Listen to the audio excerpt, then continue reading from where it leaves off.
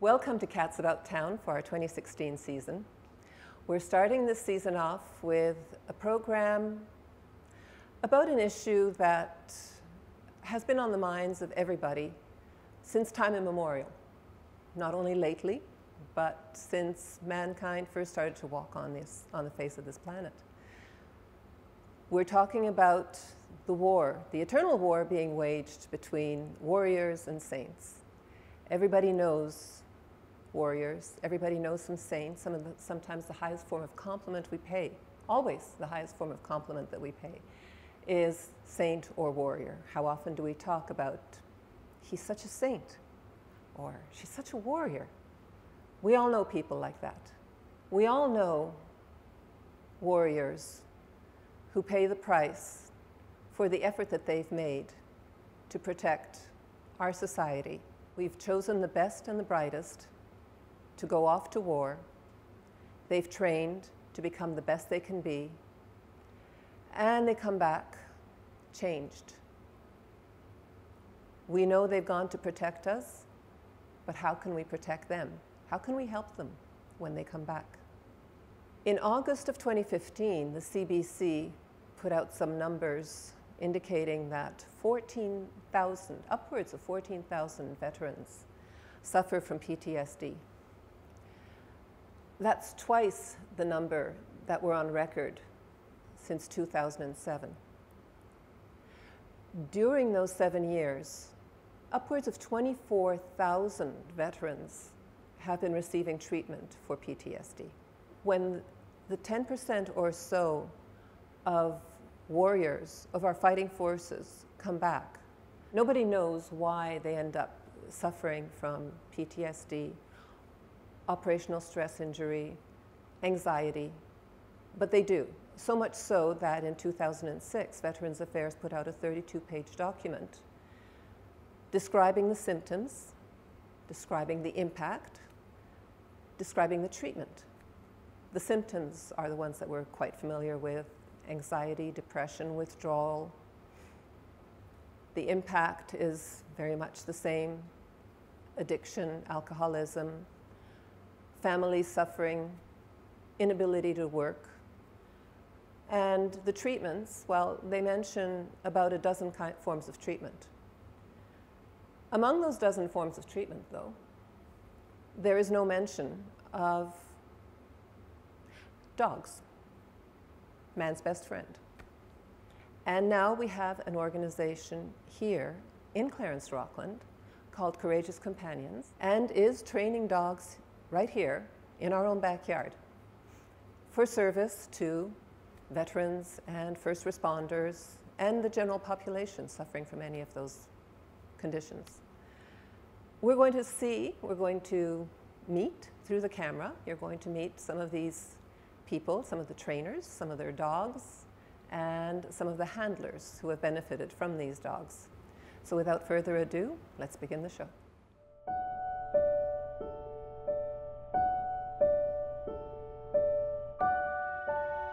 My name is Scott Hollingworth. I don't think I wanted a service dog. I needed a service dog. Did 4 operational deployments throughout my career, and you see, you don't see the best in people. Where the places that we go, it's the worst that you can imagine. And after 20-something years, I couldn't take it anymore. I couldn't take the pain. I couldn't take the change.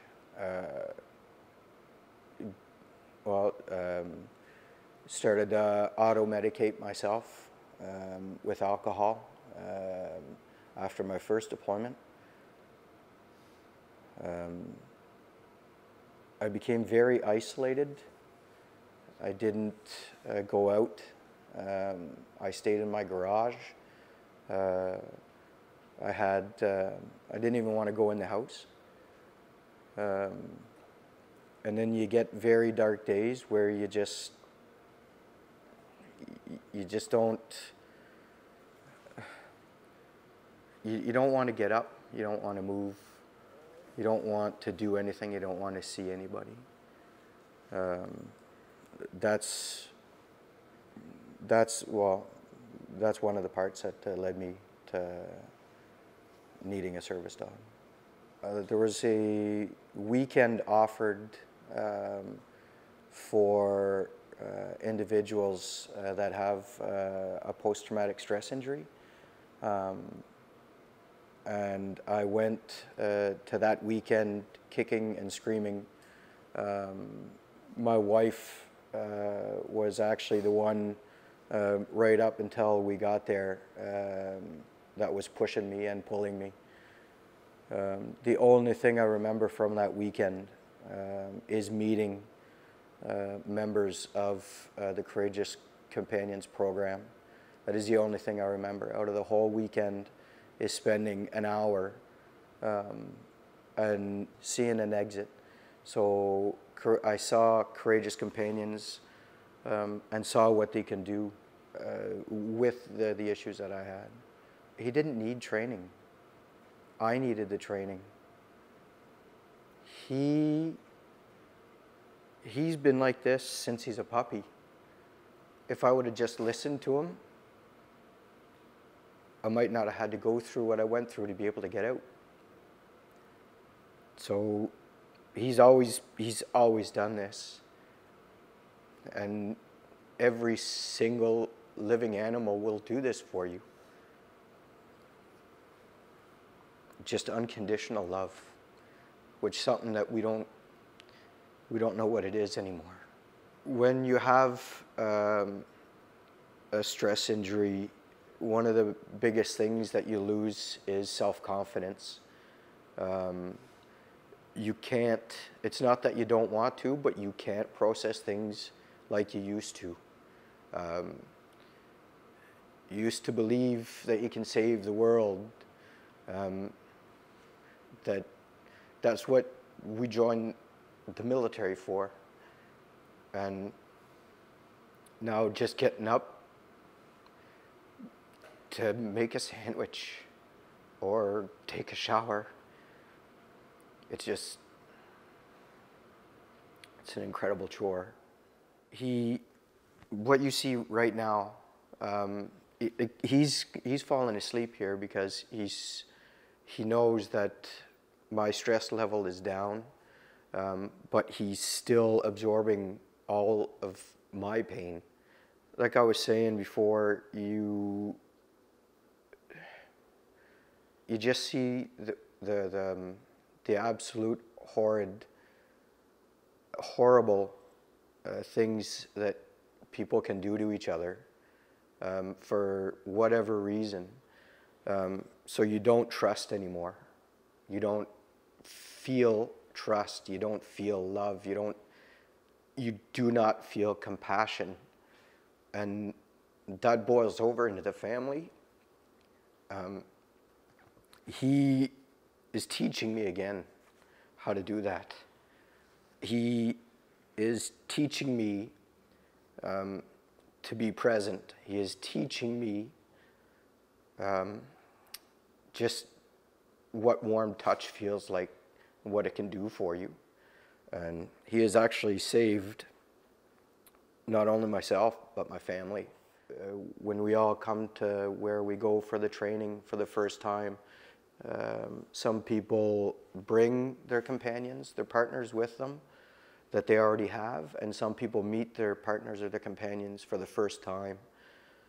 There's some people that they'll get there on the first day, like I was saying before, kicking and screaming, and not where it takes a 2-hour drive, it actually takes them 8 hours to get there because they stop and they don't want to move, they don't want to go.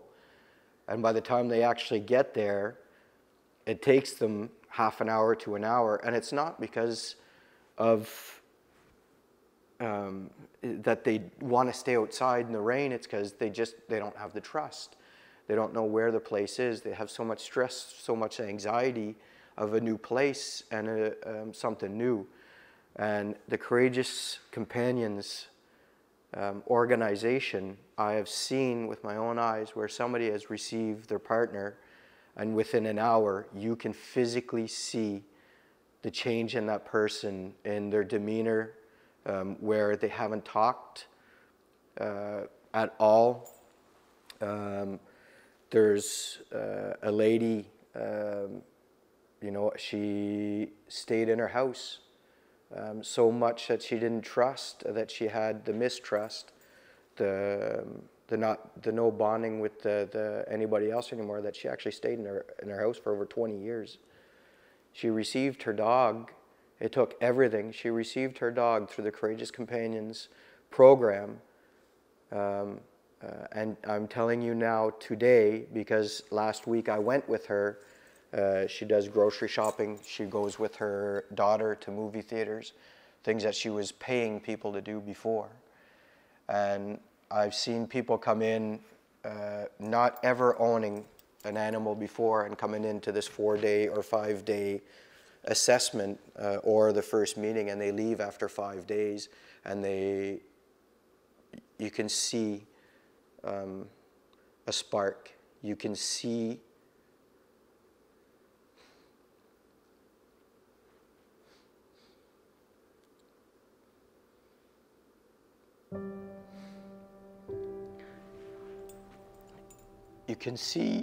the spark of hope in their eyes. The spark that when I realized what he can do, that spark you see in other people's eyes. And it is a spark of hope, a spark of seeing the end of the tunnel. Look, whether you've been diagnosed with a post-traumatic stress injury, an operational stress injury, whatever you want to call it, if you're feeling that you are in the bottom of that well, in the bottom of that hole, and the only way out is to check out, there's people out there, there's programs out there. Courageous Companions will save your life. All you need to do is ask for the help, and we'll do the rest. Somebody will do the rest for you, but do it. There is a rope that'll come down and get you. You just need to ask.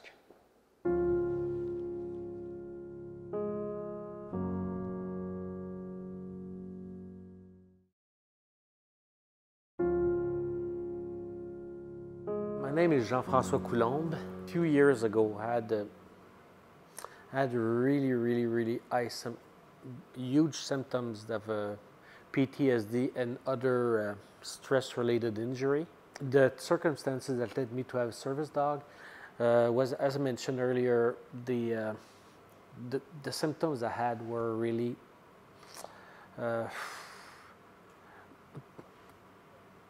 were making that my social life, basically, and my personal life, and psychologically, I was not capable to do daily tasks or spend quality time with other people, and it was really hard emotionally. So I took information about service dog. I knew that dogs could help a lot, so I read a lot about the topic. Through different organizations, through different websites, to get the most information as I could about service dogs, and that's how I decided to have a service dog for myself, to help me to alleviate the symptoms, so I could focus on therapy. There's a friend of mine which is part of an organization, Veteran UN NATO. It's an organization that a peer support group. That we talk to each other every week about any topic, could be personal, any topic, about anything, to help each other out. And that person specifically came to me while I was wondering about service dog, told me, says, I know someone that I met through a different group that trained service dog and could help you out with this. So this person put me in contact with Marc Lapointe of Courageous Companion and his colleague, George Leonard, got in contact with them, and he contacted me. Then the process started for me to have a service dog. Changes were huge. I had a really bad case of hypervigilance, nightmares, but mainly anxiety. Anxiety was a major thing for me. Created by a lot of triggers. Could be sudden noise, could be people coming from behind, but really sudden noise and was a big part of it. And having the service dog helped me that much, so I could drop down the medication for anxiety by about 75%. And for sleeping disorder, because some anxiety comes very often with insomnia, those type of medication from 25 to 50% was cut from for sleeping medication, and other medication dropped down as well. What I went through during the program, I'm still part of the program as I still have my service dog, but the training started in September 2014, and it was quite intensive, and training was going on up to January 2015 when Dexter got certified, but the training is still an ongoing thing, refresher of a thing that he learned in the past, and to be constant, so it could be consistent of his task while I'm in public, or even at home if I have a dissociation spell or a nightmare comes and takes me out of this, and to learn new things as well. That he helps me psychologically and at the psychiatric level as my medication was dropped down, but he also helped me now for physically. I have huge pain. I have arthritis in my knee, and the pain is, it's quite painful sometimes. So I trained Dexter, just when he goes up the stairs, he pulls me. He goes up the stairs and pulls me like instead to walk by my side. When he goes up the stairs, I said, Dexter, up, and pulls me up. While my medication was going down, the drowsy effect, the drowsiness and sleepiness and other symptoms, physical symptoms as weight gain of medication side effect that I took, that I'm not taking anymore, my health, general health got much better. And while I'm not in this drowsy effect or on the medication, I was more alert, so I could focus more on therapy because of the service dog, because of the help he brought me. The changes I went through personally is social life. Social life. I used to go out of the house to do my basic stuff, but I stayed away from people a bit. I was really jumpy because of hypervigilance, and sometimes I felt bad being around people, and you talk to someone, you have hypervigilance, you're in a restaurant in a public place, and you don't look at a person because you're always looking at everywhere else. You go in a restaurant, or you always manage to have yourself back against the wall, and you move, and the person thinks, no, he's not paying attention to me. I'm talking to him, and he looks all over the place, not knowing that you have PTSD. In public places, as I showed someone earlier, he stands right behind me, lean against my calves, and if somebody comes suddenly behind me, just pulls away. He's not on me anymore. So somebody comes from behind. This is really useful. Just an example. If I'm in a shopping mall, doing my grocery, want to grab a can of bean, grab it there. Somebody comes from behind me, just wants to grab another kind of bean beside. Then it prevents me to overreact, and this wouldn't be pleasant for the other person. It's the same thing for me, as I would get an adrenaline rush, which is not pleasant either. Other symptoms like this that brought me into social life, to socialize more, to go more to public places without the anxiety. I was doing it before, but not as much as I do now, and now I can enjoy myself much more, because the anxiety I used to have before is a lot reduced by it. I know two persons personally that they completely changed. They didn't go out of the house, not at all, not at all. Husband was doing groceries for her, was doing everything, and was just going out of the house just basically to go to a medical appointment. Now this person is having a social life like anybody else. Go to a restaurant, go to even to arena, to hockey games where there's going to be 4,000 people. The service dog won't cure PTSD, but the service dog will do a major change in the personal life of that person that have a stress injury, as reducing the symptoms so the person can focus on therapy and get much better, even by reducing the medication, which you'll be more alert, and by reducing the medication you're being more alert, then you can, it's an ongoing circle that makes you better.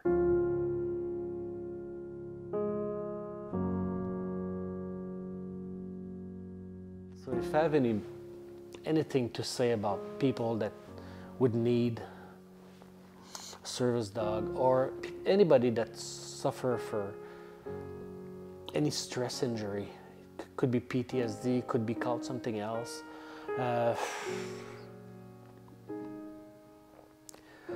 don't stay stigmatized by it. Just seek for help. The help is there. Service dogs are there.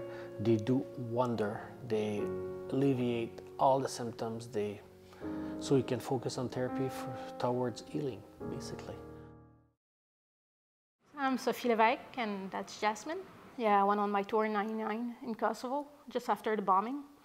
So there was a lot of destruction, houses without roof, and like even the kids were going through the barbed wire on our camp. That's desperate they were for food, and they were coming to see us to get some food through the barbed wire. So it's kind of, you realize that it's far from what we see in Canada. So yeah, there's like for them, tomorrow is the future. Like, don't ask them what they'll do in 6 months. They don't know if they'll be there in 6 months. And they saw all their father and brother and, leave without knowing if they're still alive. Or the only one who saw a change in me was my mom. She told me I was very aggressive, but because I was not in the same province anymore, I was thinking maybe because I changed and, she's seeing a new me, but yeah, she knew there was something wrong, but she was the only one because I didn't know I had something wrong with me. I just thought, yes, I changed, but and it was really hard to come back home and start to be a parent again and take a routine and all that when all you have in mind is what you did over there and what you could have done more and what you left and what could have been. But I had the chance to meet Marc Lapointe with his dog Sticker and fell in love with that little Sticker and asked Marc about it. And, I'd just been diagnosed last year in 2014 and it was all new for me. So, and for me, like somebody with PTSI is somebody coming from Afghanistan. For me, I have the same vision as a lot of people. Like you come back from a tour and you have a problem, you see it right away. But for me, it took like 10 years before I started having problems with it. So yeah, PTSI can take like 20, 30 years before it show up. But you change, but at one point in your life, sometimes you have a trigger that will bring up all the symptoms and stuff like that. So yeah, it took me forever. Like I said, the only one who saw it is my mom. The kids paid for it in different ways, but because it was their daily routine, they didn't see the difference. But now that they are older, they told me that they saw a difference. They can speak up now. I was stuck at home before I joined the program. That's basically what I had no social life. I was home all the time. And like, they didn't see the light of day. It was like, okay, what day is it? I don't know. What's the date? I don't know, because like I didn't have anything to do and couldn't. It's like when Jasmine came into my life, she was my dog before the program, And when she came into my life, she was doing the job at home, but I couldn't take her out. So it's like I wasn't grocery shopping no more. It was my husband doing it, and simple daily stuff that I couldn't do because it's like just a small example. They changed a cucumber from one place to the other in in the store.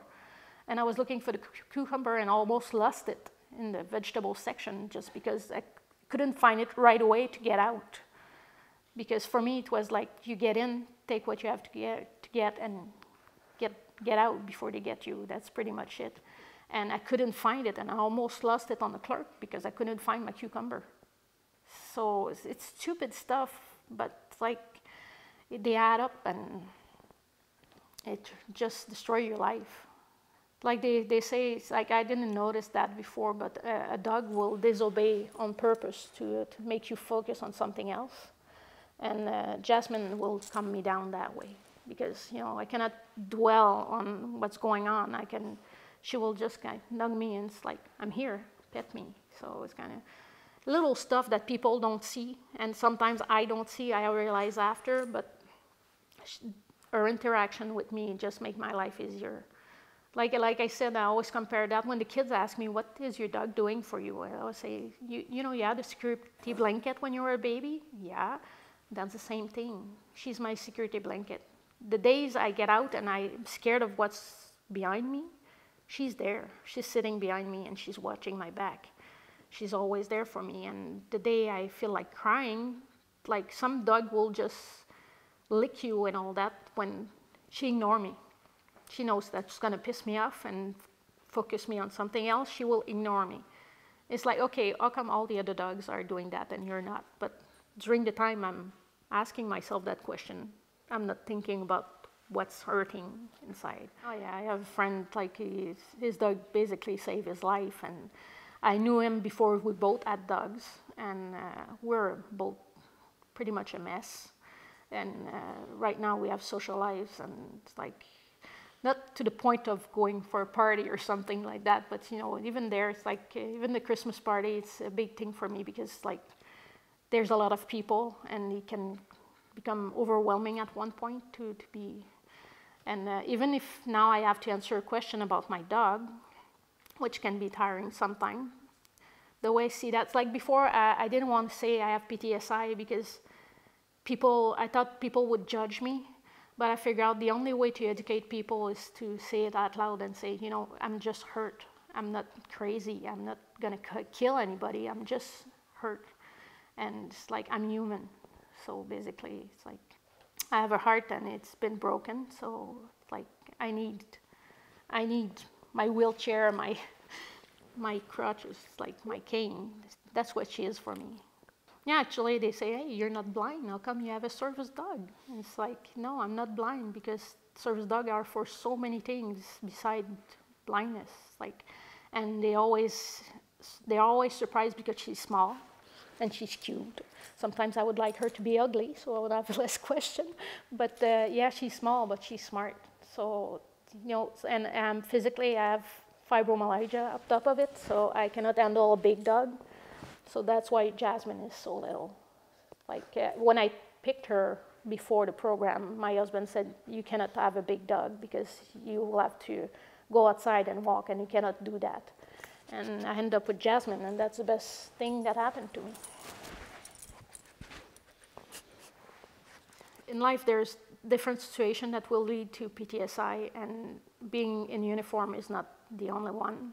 Like, you don't have to be a military, a firefighter, or an EMS to have trauma in your life. And it's like, yes, as a woman, you have many, many things. Some have been raped. I have a group of friends on the internet, and most of them, it's rape, child abuse, and it's all leaving scars, long-term scars.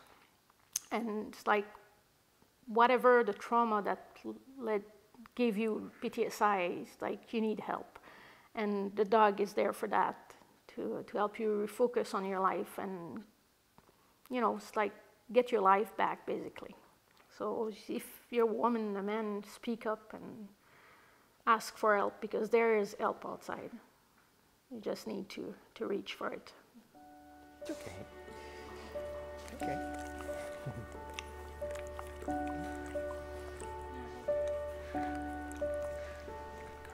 Let's see.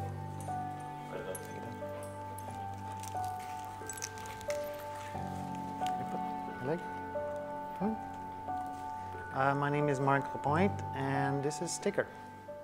Sticker is a Mastiff mixed with a Boxer. The Boxer is predominant, 90%. She's got a little bit of the Mastiff in her head, which doesn't look like a Boxer in itself, with the short nose and the big lips. Any kind of dog could be a service dog. What we're looking for is more of the behavior in a dog than the breed in itself. Circumstances that led me to need a service dog was I was in closed therapy for 2 months in Guelph at the Homewood Hospital, and they had a dog there from another person that needed assistance, but it was a therapy dog. And I've had dogs all my life, trained dogs all my life as well, but being military, being deployed and everything, you kind of put that aside. And then being injured, I had that feeling I was missing something. And I was contemplating, I need a dog, I want a dog back, I just want a buddy, right? Going back to the closed therapy in Homewood, this dog, Zandler, couldn't physically go out, take care of the dog, play with it, and things like that. So I made a deal with the person, and I said, I'll take the dog out, play with it, play ball and everything, and I'll have my fun. And it helps her because she can't go out with the dog, right? So for almost 2 months, I played with that dog every day. Went to there's a small river there. The dog is a Labrador, so he liked to go in the water, obviously.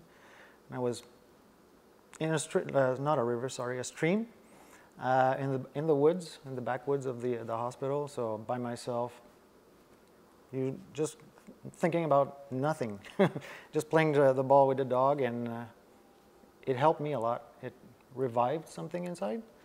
So as I was at the end of my closed therapy, I started making some researches on service dogs, just because, right? And that's where I learned that actually there are service dogs out there more than seeing eye dogs. So at that point, I adopted Sticker, and I said, listen, Sticker, you're going to be my service dog. You don't know it yet, but you are. So she was 4 months old at the time, rescued, and basically I started training her and everything, and in my studies to learn about service dogs, I approached a program that's called the Mohegan Search and Rescue out of Manitoba. And basically that's a First Nation program that started Courageous Companions. And George Leonard, the founder, I met him in 2013. And I said, listen, I want to try out and challenge your certification test because I've trained my own dog. Is that possible? And he said, yeah, no problem. And then basically did a 3 or 4 day session with him, passed the certification because the dog was well trained and already doing stuff for me that I needed at the time. And came out of there and I said, listen, George, you can't do this on your own, because he was on his own. And I'm going to help you, because he's not the type of person that's going to ask for help.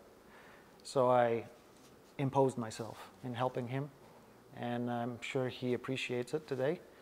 And from just, let's say, around 90 dogs, we're now up to 140 dogs certified across Canada. So in that time frame, from 90 to 140, I helped them out. So pretty good headway. For me personally, Sticker is it's got that look in the eye. I don't know what it is about her. She just looks in my spirit inside, my soul, I guess. She's an extension of me now, and I'm her extension, I guess.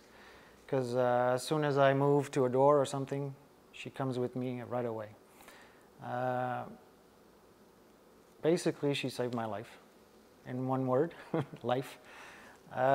Wasn't getting out, avoiding anything and everything.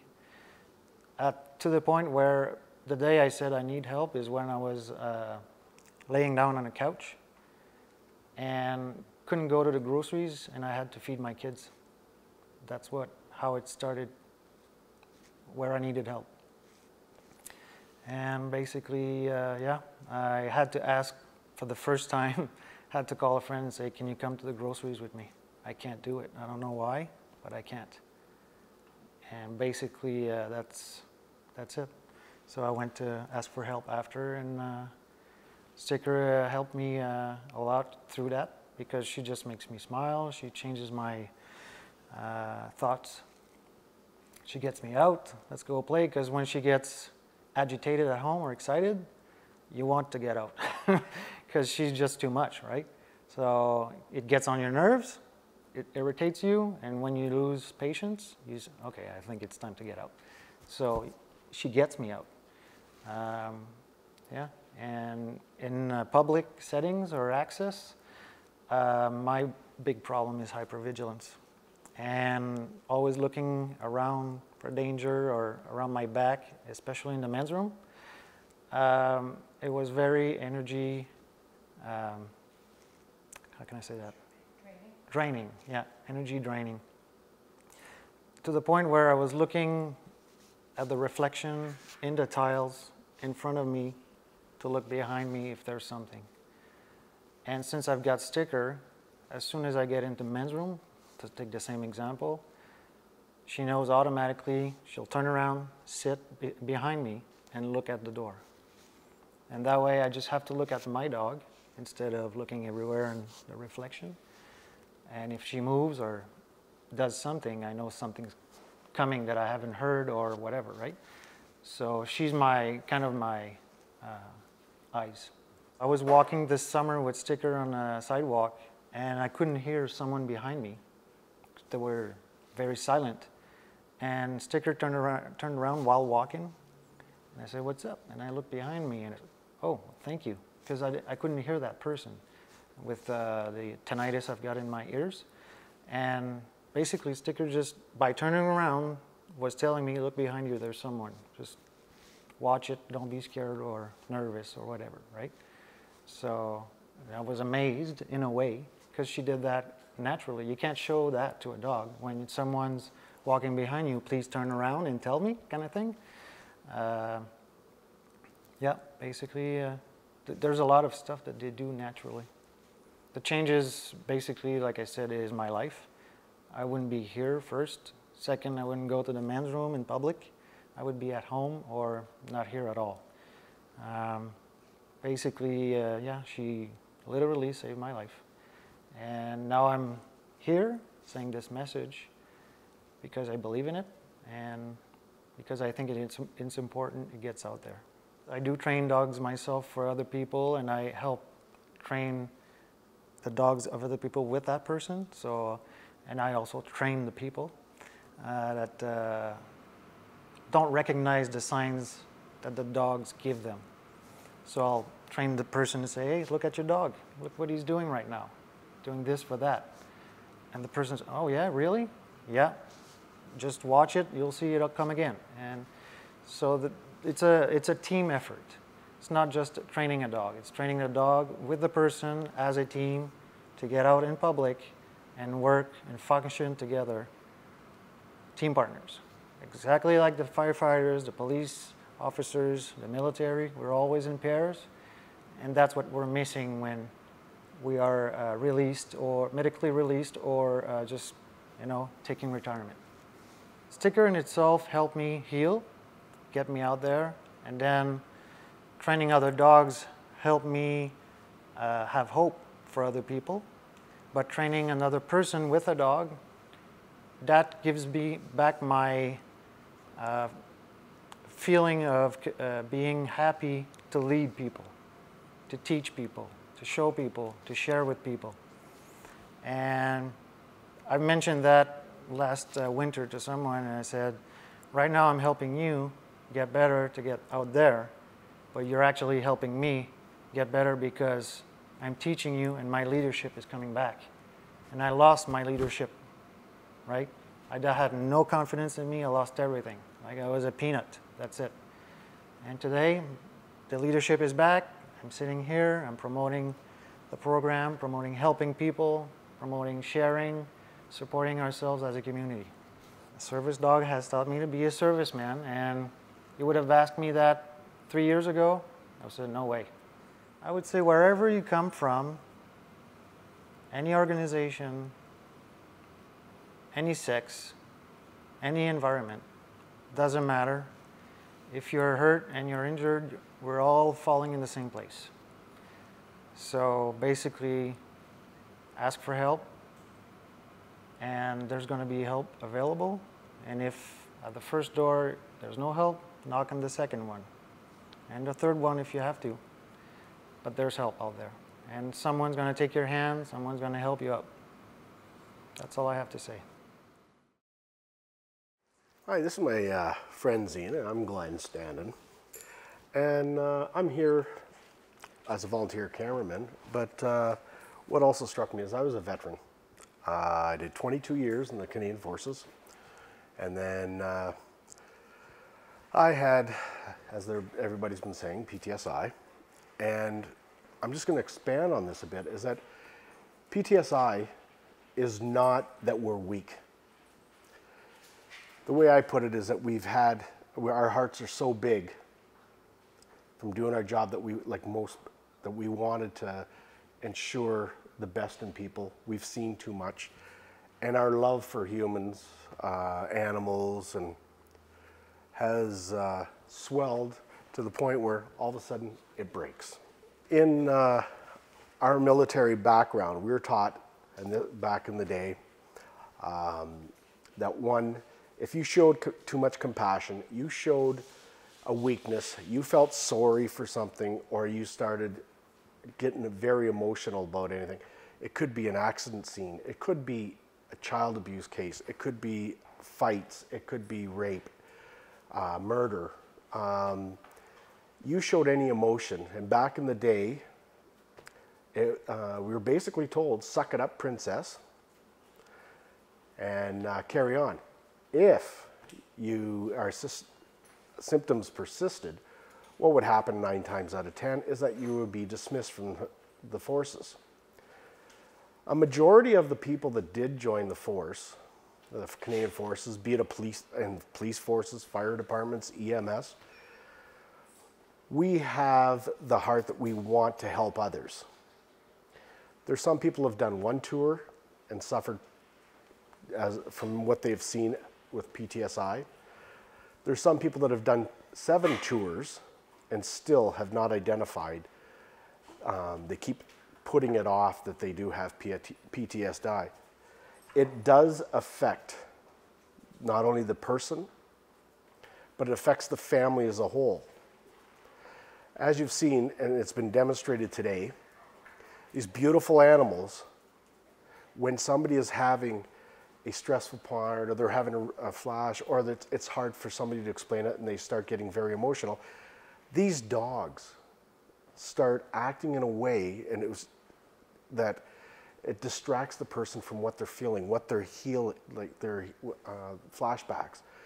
It's one of the most beautiful things I've ever witnessed in a long time, whereas these dogs are actually helping us. They're understanding. All they want is unconditional love. And there's various different ways that they've picked up on things.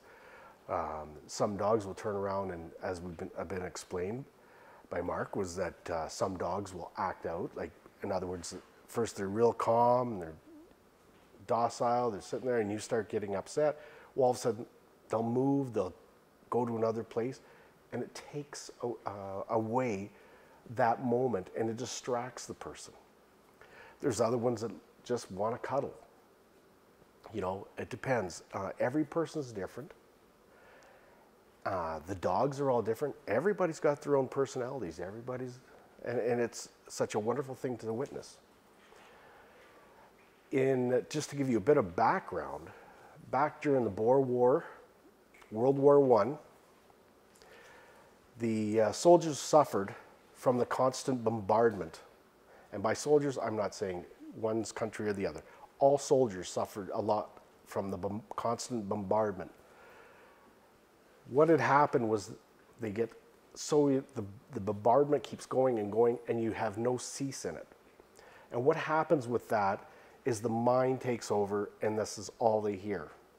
And then it starts going, like, I'm no professional, but it starts affecting the person. Back in the day, they called it shell shock. Cowardice, because you could not fight anymore. It's debilitating to the point where sometimes you cannot move. We've heard today that there's been men and women, some of the bravest people, that have succumbed to this injury. And with that, there is now venues to help these people. This is like today was my first exposure to the Courageous Companions. And, you know, right away, the dogs were coming. They knew I was upset because I started feeling with my brothers and sisters. We've come a long way, and one person we can really contribute a lot to of identifying this and coming forward was, now he's a senator, but it was General Romeo Dallaire. Before he came forward with what his PTSI injury, from what he's seen in Rwanda, of the constant massacres of persons. As Canadians, we were brought up in one of the most beautiful, democratic, and loving countries. When you go overseas, you're not ready, doesn't matter how much training you have, to see the carnage of what one human being can do to another. The assaults, the murders, the atrocities, and that's the only way to put it, the beheadings. To take another man's life or person's life just for the sake of a religion, just for the sake of your beliefs or your country, or calling somebody, starting a war because different factions. This happened in Bosnia-Herzegovina. Was the Croats and the Muslims and the Serbs. We now have ISIL, which is more terroristic intent than what the Taliban or Al-Qaeda was.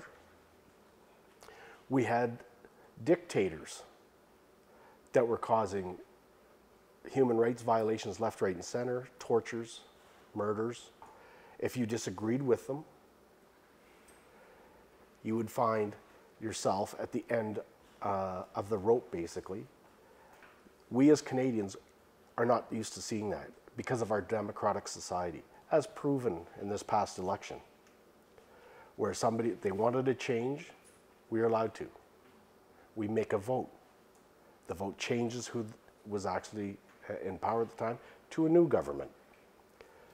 These people that we have around the world do not have that luxury. In closing, I hope you find it in your heart to not judge these brave men and women as being soft or being woundable, per se, as we went in the military or our service, be it police officer, be it EMS, firefighter, as weaklings. They're not. These are some of the most brave people I've ever served with, and it's been an honor to serve with them. Doesn't matter what the trade was, what the job was. We were all there to help others. Now, they need our help, but they won't ask for it. But we can help them out in other ways.